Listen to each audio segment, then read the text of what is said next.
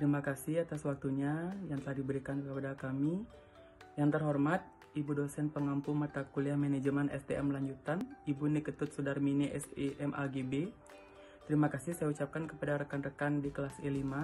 Di sini kami perwakilan kelompok 2 mata kuliah Manajemen SDM Lanjutan akan mempresentasikan paper atau makalah kami yang berjudul Pengaruh Analisis Jabatan Terhadap Pencapaian Kinerja.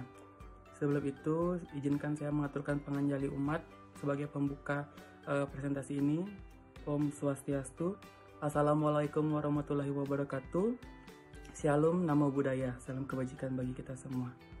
Di sini saya Iputu Surya Putra Pratama, NPM 19321222231. Perkenalkan, nama saya Ika Nanda Swaputra, NPM 19321222210. Perkenalkan, nama saya J. Ferdiansah, NPM 19321210121. Perkenalkan, nama saya Nilo Sandeska Yukian Lestari dengan NPM 19321222247. Perkenalkan, nama saya Rahmania Febria Marianti dengan NPM 19321222207. Baik, saya mulai presentasinya. Analisis jabatan memang sangat penting dalam suatu organisasi untuk menempatkan orang pada suatu jabatan atau pekerjaan tertentu. Namun kenyataannya ada organisasi yang tidak perlu atau tidak membuat uraian jabatan dan spesifikasi jabatan karena beranggapan bahwa semua karyawan pasti tahu akan suatu pekerjaan atau kerjaan yang akan dialaminya. Hal ini membuat kegundahan yang sangat mendalam pada karyawan yang merasa pekerjaannya yang dijalani tersebut tidak sesuai dengan apa yang dibayangkannya. Selain itu, karyawan terkadang merasa tidak cocok akan pekerjaan tersebut dengan kepribadiannya, sehingga evaluasi karirnya juga menunjukkan hasil yang tidak maksimal. Kenyataan tersebut mungkin tidak asing, karena hal ini dianggap wajar mengingat bahwa di masa krisis seperti sekarang ini, banyak perusahaan yang memerlukan efisiensi dengan mempekerjakan satu orang untuk beberapa bidang pekerjaan sekaligus, sehingga sulit untuk membuat uraian jabatan karena nama jabatan sering tidak nyambung dengan pekerjaan sehari-hari. Apalagi perusahaan masih tetap survive meskipun tanpa uraian jabatan yang tertulis. Baik, di sini saya akan melanjutkan presentasi dari rekan saya. Robbins dan Carter pada tahun 2017 menyatakan bahwa manajemen sumber daya manusia adalah mengenai penggunaan karyawan secara organisasional untuk mendapatkan atau memelihara keunggulan kompetitif terhadap para pesaing. Manajemen sumber daya manusia ialah ilmu yang mempelajari berbagai cara agar manusia bisa diintegrasikan secara efektif. Berikut, saya akan menguraikan beberapa definisi manajemen SDM yang dikemukakan oleh para ahli. Menurut Asibuan 2013 menyatakan manajemen SDM ialah ilmu dan seni mengatur hubungan dan peranan tenaga kerja agar efektif dan efisien, membantu terwujudnya perusahaan, karyawan, dan masyarakat. Sedangkan Filippo pada tahun 2011 mengemukakan bahwa manajemen personalia ialah perencanaan, pengorganisasian, pengarahan, dan pengawasan dari pengadaan, pengembangan pemberian, kompensasi, pengintegrasian, pemeliharaan, dan pemisahan tenaga kerja dengan maksud untuk membantu tercapainya tujuan perusahaan, individu, dan masyarakat. Lalu Mondi Danoe pada tahun 2014 mendefinisikan manajemen sumber daya manusia sebagai pendayagunaan sumber daya manusia untuk mencapai tujuan-tujuan organisasi. Sedangkan menurut Bohlander dan Snell pada tahun 2010 mendefinisikan manajemen sumber daya manusia adalah suatu ilmu yang mempelajari bagaimana memberdayakan karyawan dan perusahaan, membuat pekerjaan, kelompok kerja, mengembangkan para karyawan yang mempunyai kemampuan, mengidentifikasikan suatu pendekatan untuk dapat mengembangkan kinerja karyawan dan memberikan imbalan kepada mereka atas usaha dalam bekerja. Berdasarkan pada definisi di atas, maka dapat dikatakan bahwa manajemen sumber daya manusia adalah bidang manajemen yang khusus mempelajari hubungan dan peranan manusia dalam organisasi perusahaan. Unsur sumber daya manusia adalah manusia yang merupakan tenaga kerja pada perusahaan. Berarti fokus yang dipelajari manajemen sumber daya manusia hanyalah masalah yang hubungan dengan tenaga kerja manusia saja. Sumber daya manusia lebih memfokuskan pembahasannya mengenai pengaturan peranan manusia dalam mewujudkan tujuan yang optimal. Pengaturan itu meliputi masalah perencanaan, pengorganisasian, pengarahan, pengendalian, pengadaan, pengembangan, kompensasi, pengintegrasian, pemeliharaan, kedisiplinan, dan pemberhentian tenaga kerja untuk membangun terwujudnya tujuan perusahaan, karyawan, dan masyarakat. Nah, di sini dapat kita simpulkan bahwa kajian manajemen sumber daya manusia terfokus pada masalah tenaga kerja yang diatur menurut uraian fungsi-fungsinya agar efektif dan efisien dalam mewujudkan tujuan perusahaan, karyawan, dan masyarakat.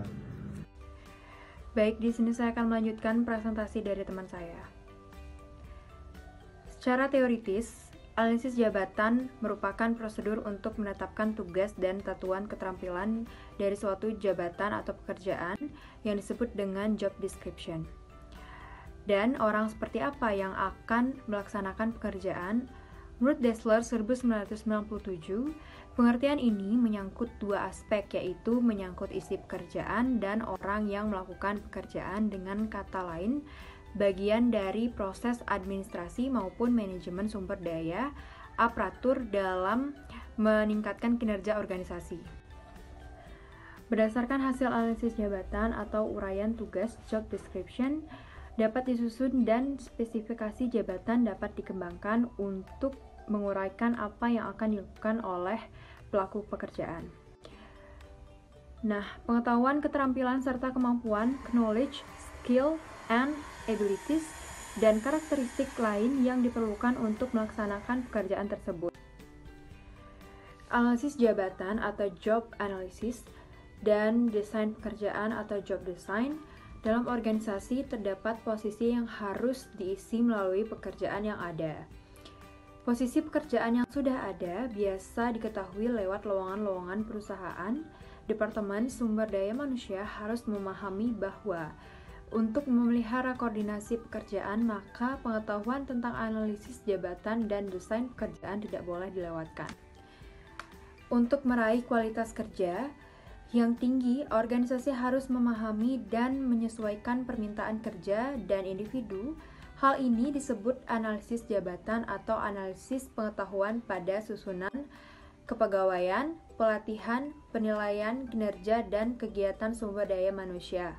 Sebagai contoh, evaluasi penyelia pada pekerjaan karyawan harus didasarkan pada kinerja dan tuntunan kerja. Menurut Dessler 2006, analisis pekerjaan merupakan prosedur yang dilalui untuk menentukan tanggung jawab atau posisi-posisi yang harus dibuatkan stafnya dan karakteristik orang-orang yang bekerja untuk posisi-posisi tersebut. Analisis pekerjaan memberikan informasi yang digunakan untuk membuat deskripsi pekerjaan atau daftar tentang pekerjaan tersebut, dan spesifikasi pekerjaan atau jenis orang yang harus dipekerjakan untuk pekerja tersebut. Oleh sebab itu, menurut Dessler, penyelia atau spesialis dalam sumber daya manusia biasanya mengumpulkan beberapa informasi berikut melalui analisis pekerjaan. Yang pertama itu ada aktivitas pekerjaan, yang kedua ada perilaku manusia, yang ketiga ada mesin, perangkat, peralatan, dan bantuan pekerjaan, yang keempat ada standar prestasi, yang kelima ada konteks pekerja, dan persyaratan manusia. Analisis jabatan penting dilakukan sebelum diadakan perekrutan tenaga kerja.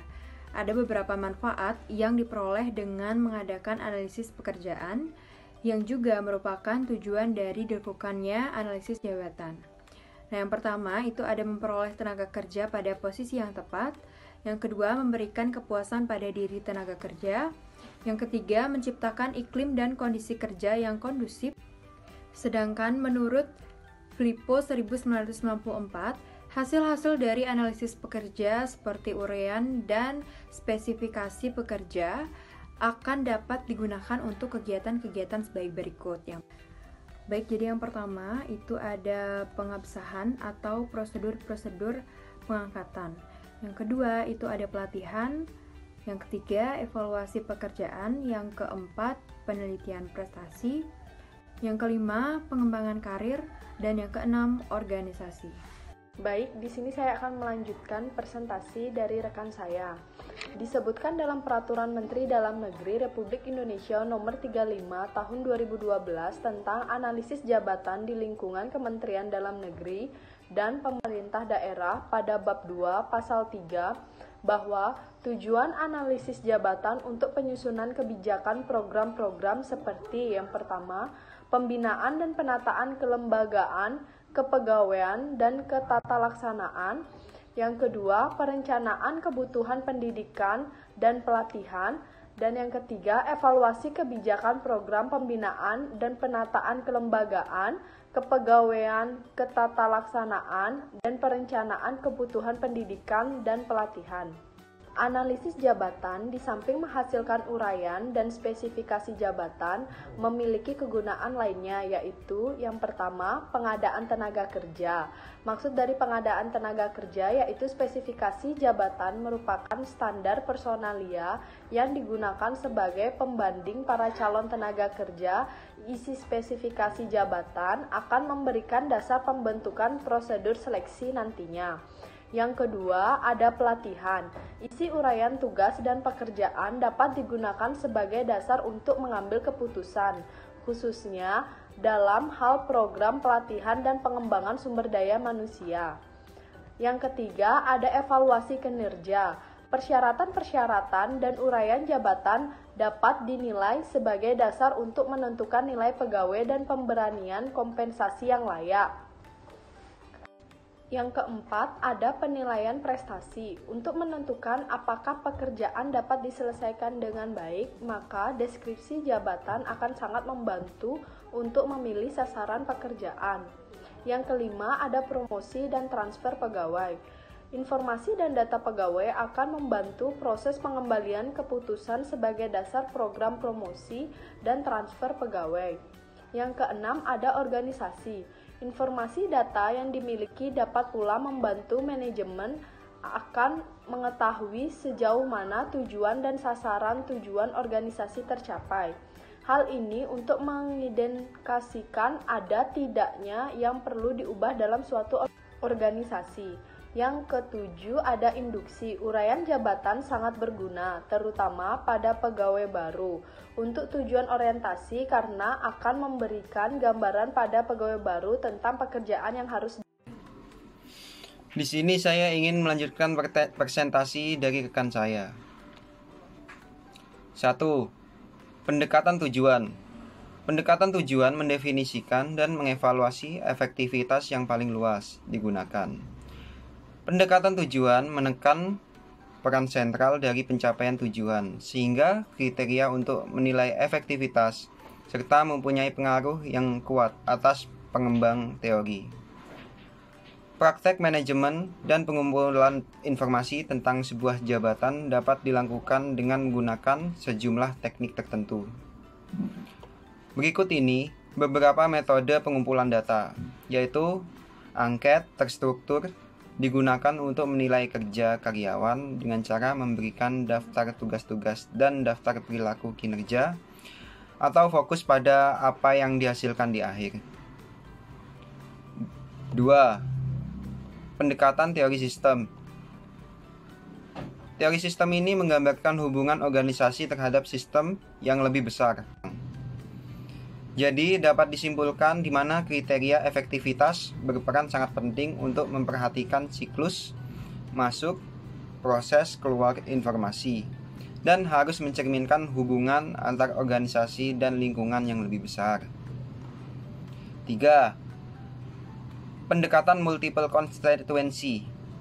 Pendekatan ini adalah perspektif yang menekankan pentingnya hubungan relatif di antara kepentingan kelompok dan individual dalam suatu organisasi. Dengan pendekatan ini juga memungkinkan dapat mengkombinasi tujuan dan pendekatan sistem guna memperoleh pendekatan yang lebih tepat bagi efektivitas organisasi. Jadi kesimpulan dari ketiga pendekatan yang di atas dapat diketahui bahwa pendekatan tujuan didasarkan pada pandangan organisasi, diciptakan sebagai alat untuk mencapai tujuan dalam teori sistem. Organisasi dipandang sebagai suatu unsur dari sebuah unsur yang paling berhubungan antar satu dengan yang lainnya. Sedangkan multiple constituency merupakan pendekatan yang menggabungkan pendekatan tujuan dengan pendekatan sistem sehingga dapat diperoleh oleh pendekatan yang lebih tepat bagi tercapainya efektivitas organisasi. Baik, saya akan melanjutkan presentasi dari teman saya. Di sini saya akan menyampaikan kesimpulan dari paper kami. Yang pertama, tekanan pekerjaan berpengaruh negatif dan signifikan terhadap prestasi kerja. Yang kedua, promosi jabatan berpengaruh positif dan signifikan terhadap prestasi kerja. Yang ketiga, kompetensi karyawan signifikan dalam memoderasi pengaruh tekanan pekerjaan terhadap prestasi kerja dan bersifat melemahkan. Yang keempat, kompetensi karyawan signifikan dalam moderasi pengaruh promosi jabatan terhadap prestasi kerja dan bersifat menguatkan. Yang kelima, variabel tekanan pekerjaan dan promosi jabatan secara stimulasi mampu mempengaruhi prestasi kerja. Analisis jabatan adalah proses pengumpulan dan pemeriksaan atas aktivitas kerja utama di dalam sebuah posisi serta keahlian, pengetahuan, kemampuan, serta bersifat individu yang diperlukan untuk melaksanakan aktivitas tersebut. Pengumpulan data dalam analisa jawaban tersebut dilakukan melalui beberapa cara, yaitu observasi, wawancara, kuesioner, dan catatan harian. Sekian presentasi atau pemaparan dari kelompok 2 terkait materi manajemen SDM lanjutan tentang analisis jabatan. Berikutnya kami buka dengan sesi tanya jawab. Yang pertama kami akan berikan kesempatan kepada kelompok 7 dan kelompok 8 untuk melakukan sesi tanya jawab.